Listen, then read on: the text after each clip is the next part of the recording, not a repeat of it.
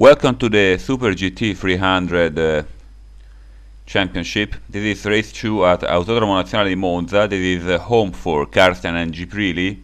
Let's see if they'll perform well. Let's start from the grid. GT300 again in pole, followed by a surprising True Blue, Karsten and Skank Digi. Behind them the two Mazda RX-7 from Jorn Lande and Flank. Let's see, approaching the first chicane. A close pack, just a light tap in the background. Everything went smooth, no one on the walls. Well done, guys. Karsten has his crystal sweepers on, probably to confuse other drivers.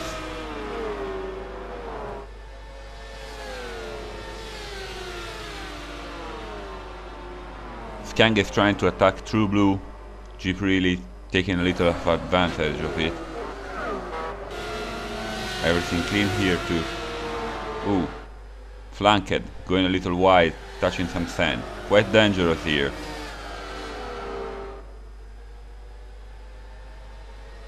A very aggressive Skank and Karsten really close by. He brakes too early, exits slowly, entering Grande Curva quite slow right now. Getting drafted by Jorn Lande. Yes, Jorn Lande tries to take the inside at the following chicane at Ascari. Let's see if Karsten will manage to keep his position. Yes, Karsten stayed on the outside but managed to keep his position, braking really late. A close pack behind Karsten. Jorn Lande, Flanked and Logic, followed by Hecke. Let's see after Parabolica and the Stride what will be their positions.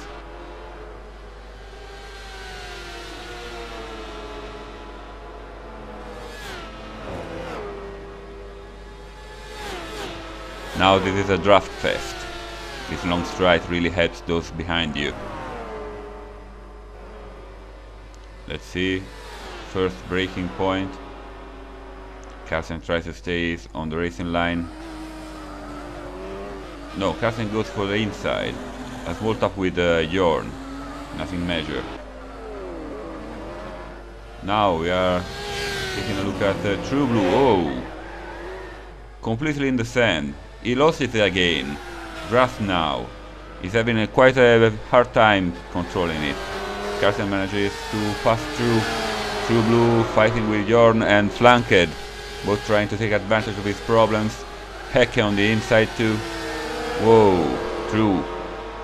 He was quite fast here, but along the race, as we'll see, he managed to commit quite a lot of mistakes. Fast forward to lap 3 now. We are taking a look again at True Blue. Here, Karsten was somehow reckoned behind by Jorn Lande and had to cut the chicane, so he had a very slow out of it, and True Blue managed to gain a position. In such a close pack, just a small mistake in braking can result in great problems. Our drivers manage quite well today. Ooh, a lot of havoc here. True Blue out again. Grass.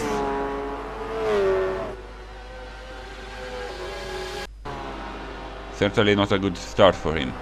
Now we are on lap 5. We have Jorn and Logic and Karsten. The three of them battling. Jorn, ooh, accelerating too early on grass and he spun out. Now Karsten is trying to draft Logic and trying to regain the lost positions. Let's see if draft will help him at the Ascari. They are side by side. Sorry, this was not Ascari. My mistake. Oh, here it is. Tunnel and Ascari. Karsten takes his position. And Logic trying to outbrake Karsten, goes wide and in the sand. Carsten gains another position. Fast forward to lap 7. The weather is starting to get worse right now. Let's see what are they doing.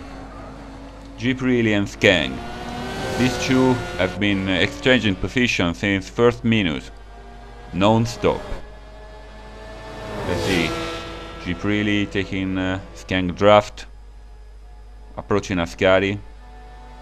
G3 goes to the inside, brakes really late, takes the curbs.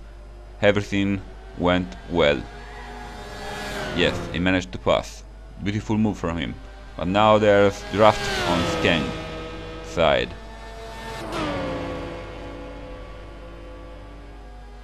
Approaching Parabolica. G3 takes the inside. Skang tries to take a smoother way out, trying to take draft and pass on the straight.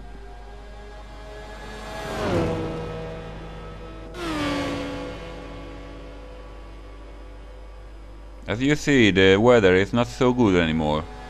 Clouds are gathering. I wonder what will happen with the weather. Skang can't pass at the first chicane. Now, lap 8, True Blue and Logic. Logic is having quite a lot of problems today in controlling his car. Let's see True Blue, he had as much problems as he had. And he passes behind the bridge. Logic draft back, tries to go to the inside at Ascari. No, True Blue managed a good pass. Well done. Lap 18. Some rain is starting to come down. We are watching True Blue and G3. True Blue hasn't pitted yet. G3 instead pitted early. Let's see if True Blue will manage to hold down G3. The two Lesmos, no. True Blue probably with worn out tires went wide. Now we are going to lap 25. This is quite an eventful lap. Take a look behind Carsten. There's flanked going extremely wide and rising an enormous amount of water. See. Now the track is quite wet outside the racing line, and here Carsten slightly misjudged the braking point, but managed to keep the car straight and back on the black stuff from the sand. Yet he managed to have a very bad acceleration out of the turn and lost 2 positions back. It took him 20 laps to get back in 3rd place, wasted like this. And it is pretty and Logic affair, to say so. Can't be seen very well from here, but in next camera you'll see better. It seems that Logic completely missed his braking point. We are on board with Priesty here. See, braking and completely off. Probably braking too late outside the racing line. It gets extremely slip, even with not so much rain. Lap 27. Carsten flanked. Carsten has to work back for his 3rd place. Now he's in 5th.